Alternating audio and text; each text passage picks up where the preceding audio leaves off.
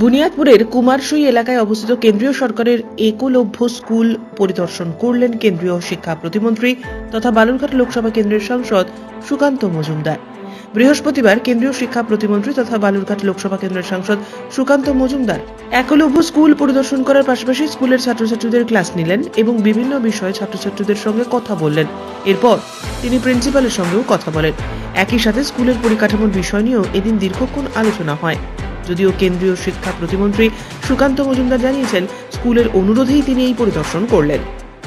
দেখুন, আমাদের জেলায় এই কুয়ারশায়ে বুনিয়াদপুরের কাছে একলব্য মডেল স্কুল আছে।